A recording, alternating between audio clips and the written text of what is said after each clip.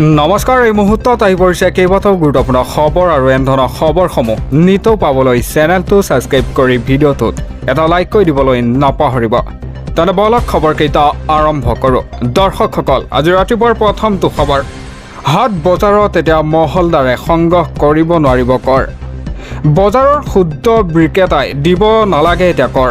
স্থানীয়ভাৱে থকা বিক্ৰেতাৰ পৰাহে এতিয়া কৰ সংগ্ৰহ কৰিব পাৰিব মহলদাৰে। এটা কঠোৰ সকিয়নি মুখ্যমন্ত্ৰী হিমন্ত বিশ্ব শৰ্মাৰ দিব লৈছে এটা অতিকৈ গুৰুত্বপূৰ্ণ খবৰ। এতিয়াৰে পৰা পঞ্চায়তত হাট বজাৰত মহলদাৰে সংগ্ৰহ কৰিব নোৱাৰিব কৰ। বজাৰত বহা শাক পাচলি, তামোল পাণ, গাখীৰ বিক্ৰেতাই দিব নালাগে এতিয়া কৰ। সৰু সুৰা শাক পাচলি, তামোল পাণ বিক্ৰেতাক ৰেহাই দিব এতিয়া চৰকাৰে। কোনো দোকানীৰ পৰা অতিৰিক্ত কৰ ল'ব নোৱাৰিব মহলদাৰে। পঞ্চায়তৰ বজাৰত এতিয়া সৰু সুৰা দোকানীৰ পৰা ল'ব নোৱাৰিব কৰ। মহলদাৰে চাফ চিকুণ কৰি ৰাখিব লাগিব বজাৰসমূহ। এতিয়া কেবিনেট বৈঠকৰ অন্তত মুখ্যমন্ত্ৰী হিমন্ত বিশ্ব শৰ্মাৰ বৃহৎ ঘোষণা। এটা সংশোধন কৰা হয় পঞ্চায়তৰ আৰু গ্ৰাম্য উন্নয়নৰ পঞ্চায়তৰ বিধি। এতিয়াৰ পৰা পঞ্চায়তৰ হাট বজাৰত মহলদাৰে সংগ্ৰহ কৰিব নোৱাৰিব কৰ। আৰু দিব লৈছোঁ পৰৱৰ্তী খবৰ। দিলৱাৰ হুছেইনৰ মজুমদাৰক লৈ মুখ্যমন্ত্ৰী বিস্ফোৰণ। সাংবাদিকৰ সংজ্ঞাত নপৰে এতিয়া দিলৱাৰ হুছেইন। দিলৱাৰ হুছেইনৰ মজুমদাৰৰ সাংবাদিক নে ব্যৱসায়ী বুলি প্ৰশ্ন কৰিলে মুখ্যমন্ত্ৰীগৰাকীয়ে। দিলৱাৰ হুছেইন মজুমদাৰক লৈ মুখ্যমন্ত্ৰী হিমন্ত বিশ্ব শৰ্মাৰ মন্তব্য। সাংবাদিকৰ শ্ৰেণীত নপৰে দিলৱাৰ হুছেইন মজুমদাৰ। এতিয়া অসম চৰকাৰৰ সাংবাদিকৰ সংজ্ঞাত নপৰে দিলৱাৰ হুছেইন। পৰ্টেলত কাম কৰাসকলক আমি সাংবাদিক বুলি ধৰা নাই। কোনো পৰ্টেলে DIPRৰ সংবাদ মাধ্যমৰ মৰ্যাদা দিয়া নাই। এতিয়া পৰ্টেলৰ কাম কৰাসকলক সাংবাদিক বুলি মানিম নে নাই সেয়া সিদ্ধান্ত হোৱা নাই বুলি মন্তব্য কৰে মুখ্যমন্ত্ৰীগৰাকীয়ে। এতিয়া দিলৱাৰ হুছেইনৰ মজুমদাৰৰ সাংবাদিক নে ব্যৱসায়ী, এনেদৰে ডাঙৰ প্ৰশ্ন কৰে মুখ্যমন্ত্ৰীগৰাকীয়ে। ডাম্পাৰৰ ব্যৱসায় কৰে দিলৱাৰ হুছেইন মজুমদাৰে। তেওঁ ৪-৫খন ডাম্পাৰ লগতে আছে কেইবাটাও ব্যৱসায়। প্ৰেছ ক্লাব আৰু সাংবাদিকে ক'লে দায়িত্ব ল'লে মুকলি কৰি দিয়া হ'ব দিলৱাৰ হুছেইনক। কিন্তু ডাম্পাৰৰ গোচৰত পৰিলে ইয়াৰ দায়িত্ব কোনে ল'ব, তাক লৈও ডাঙৰ প্ৰশ্ন কৰে। মুখ্যমন্ত্ৰীৰ বিৰুদ্ধে লিখি কোনো গ্ৰেপ্তাৰ হোৱা নাই আজিলৈকে। বড়ো সম্প্ৰদায়ৰ এজন লোকক ঘৃণনীয় ব্যৱহাৰ কৰিছিল দিলৱাৰে। ইয়াৰ উপৰিও সাংবাদিকজনে দাবী কৰিছিল বহু পৰিমাণৰ ধন। এটা দিলৱাৰ হুছেইনৰ মজুমদাৰক লৈ মুখ্যমন্ত্ৰী হিমন্ত বিশ্ব শৰ্মাৰ মন্তব্য। আৰু দিব লৈছোঁ পৰৱৰ্তী খবৰ। সংখ্যালঘুৰ ওচৰত এতিয়া ক্ষমা খুজিব লাগিব অশোক সিংহলে। অশোক সিংহলৰ বিৰুদ্ধে মুছলমানক অপমান কৰাৰ অভিযোগ আহি পৰিছে। এমাহতেই মুছলমানক দুবাৰকৈ অপমান কৰিছে অশোক সিংহলে। দিব লৈছোঁ এটা অতিকৈ গুৰুত্বপূৰ্ণ খবৰ।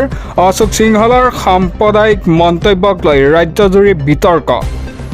অশোক সিংহলৰ বিৰুদ্ধে এতিয়া সাম্প্ৰদায়িক সংঘৰ্ষৰ লগোৱাৰ চেষ্টা কৰাৰ অভিযোগ আহি পৰিছে। সংখ্যালঘুৰ ওচৰত ক্ষমা খুজিব লাগিব অশোক সিংহলে। এতিয়া অশোক সিংহলৰ বিৰুদ্ধে মুছলমানক অপমান কৰাৰ অভিযোগ আহি পৰিছে। মুছলমানক টাৰ্গেট নকৰিবলৈ অশোক সিংহলক কঠোৰ সকিয়নি। অশোক সিংহলৰ বিৰুদ্ধে খাৰুপেটীয়াত সাব্যস্ত কৰা হৈছে উত্তাল প্ৰতিবাদ। এটা ভাওনাক অপমান কৰা অশোক সিংহলে এইবাৰ টাৰ্গেট কৰিলে সংখ্যালঘুক। টুপি দাড়িৰ প্ৰসংগ আনি সংখ্যালঘুক তাচিল্য অশোক সিংহলৰ। এটা গোৱালপাৰাৰ কথা ভাবিলেই টুপিৰ কথা চিন্তা আহে, এনেদৰে কৈছিল। দাড়ি টুপি পায়জামাৰ কথা মনত পৰে গোৱালপাৰাৰ কথা ভাবিলে। এটা নিৰ্বাচনী প্ৰচাৰত সভাত অশোক সিংহলৰ সাম্প্ৰদায়িক মন্তব্যক লৈ ৰাজনৈতিক মহলত এতিয়া প্ৰতিক্ৰিয়া। মাতৃঘাটি সংঘাত লগাব বিচাৰিছে এতিয়া অশোক সিংহলে। এতিয়া অশোক সিংহলৰ মন্তব্যক গৰিহণা পূৰ্ব গোৱালপাৰাৰ কংগ্ৰেছ বিধায়ক AK ৰছিদ আলমৰ। অশোক সিংহলৰ মন্তব্যক লৈ গৰজি উঠিল সংখ্যালঘু সংগঠন নেমচো। আৰু দিব লৈছোঁ পৰৱৰ্তী খবৰ। এটা শোকাবহ ঘটনা। ঈদৰ বজাৰ কৰিবলৈ আহি ভয়ংকৰ দুৰ্ঘটনাত প্ৰাণ হেৰুৱালে 3 ভাতৃয়ে। শফিকুল ইছলাম, মুস্তাক আহমেদ আৰু শ্বাকিল আহমেদৰ কৰুণ মৃত্যু হয়। দিব লৈছোঁ এটা অতিকৈ দুখ লগা খবৰ। ভয়ংকৰ দুৰ্ঘটনাত একেলগে প্ৰাণ হেৰুৱালে 3 ভাতৃয়ে। ঈদৰ বজাৰ কৰিবলৈ আহি আঁকোৱালি ল'লে কৰুণ মৃত্যুক। নিহত 3 ভাতৃ শফিকুল ইছলাম, মুস্তাফা আহমেদ আৰু শ্বাকিল আহমেদ। এখন পিকআপ ভানত তিনিও আহিছিল গুৱাহাটীত কাপোৰ বজাৰ কিনিবলৈ।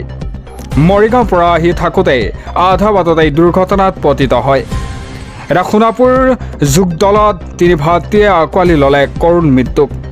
অবৈধভাৱে পথত ৰখাই থোৱা টাৰ্কত পচন্দ খুন্দা পিকআপ ভানখনৰ এটা ভয়ংকৰ দুৰ্ঘটনাত একেলগে প্ৰাণ হেৰুৱালে তিনি ভাতৃয়ে। আৰু দিব লৈছোঁ পৰৱৰ্তী খবৰ। ৰাজ্যৰ লাখ লাখ আত্মসহায়ক গোটৰ মহিলালৈ ভাল খবৰ আহি পৰিছে।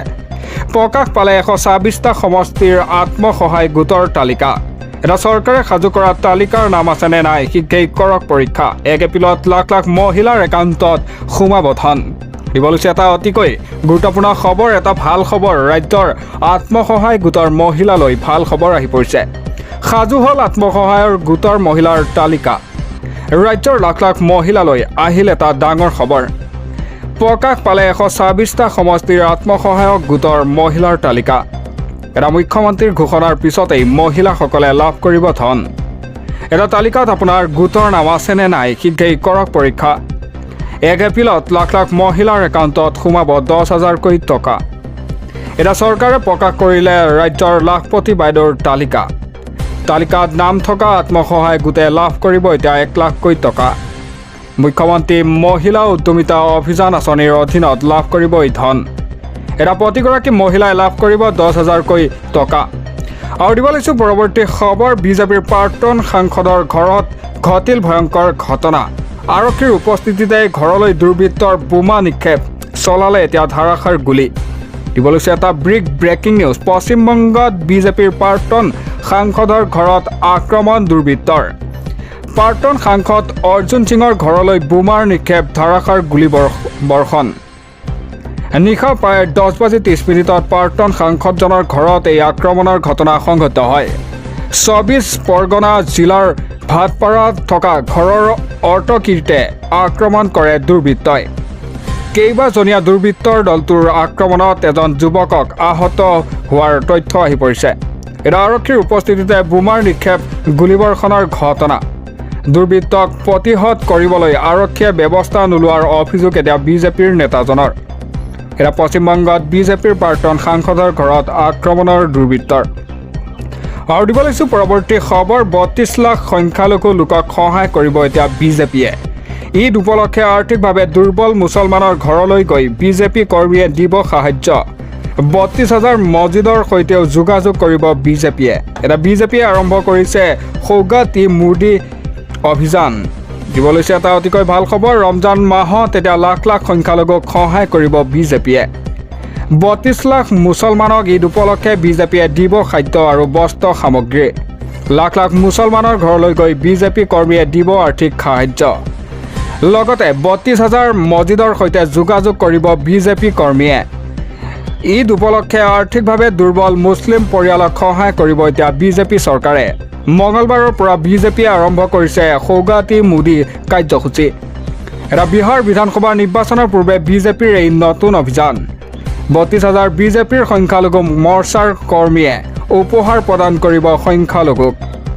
আৰু দিব লৈছোঁ পৰৱৰ্তী খবৰ। বিধ্বংসী বনজুই আমেৰিকাৰ পিছত এইবাৰ প্ৰকৃতিৰ কালৰূপ আন এখন দেশত। বিধ্বংসী বনজুইৰ ফলত হাহাকাৰময় পৰিস্থিতি। এই পৰ্যন্ত 24 জনৰ মৃত্যু হয় আৰু 12 জনৰ অৱস্থা সংকটজনক বুলি জানিব পৰা গৈছে। আৰু অৰ্ধ শতাধিক হেলিকপ্টাৰে বনজুই নিৰ্বাপনৰ অহৰহ চেষ্টা কৰিছে। দিব লৈছে এটা অতিকৈ গুৰুত্বপূৰ্ণ খবৰ। আমেৰিকাৰ পিছত এইবাৰ প্ৰকৃতিৰ কালৰূপ আন এখন দেশত এতিয়া ভয়ংকৰ পৰিস্থিতি। বিধ্বংসী বনজুইৰ ফলত এতিয়া হাহাকাৰময় পৰিস্থিতি। এই পৰ্যন্ত 24 জনৰ মৃত্যু আৰু 12 জনৰ অৱস্থা সংকটজনক বুলি জানিব পৰা গৈছে। বনজুই তাণ্ডৱত আহতৰ সংখ্যা এতিয়া শতাধিক। বনজুই তাণ্ডৱত আহতৰ সংখ্যা শতাধিক। দেশখনৰ একাধিক অঞ্চলত বনজুই কবলত পৰিছে। এটা বনজুইৰ বাবে ধ্বংসস্তব্ধ পৰিণত হৈছে এতিয়া বহু বাসগৃহ। এতিয়া হাজাৰ হাজাৰ লোকৰ স্থানান্তৰ কৰা হৈছে নিৰাপদ স্থানলৈ। এতিয়া কাৰাগাৰ পৰা 2,600 কয়দীকে ধৰি 27,000 লোকক স্থানান্তৰ কৰা হৈছে। এতিয়া বহু অঞ্চলত বন্ধ হৈ পৰিছে বিদ্যুৎ আৰু দূৰসংযোগ সেৱা। এতিয়া দক্ষিণ কেৰিয়াৰ দক্ষিণ পূৰ্বৰ এক বিশাল অঞ্চলত এতিয়াও বিধ্বংসী বনজুই।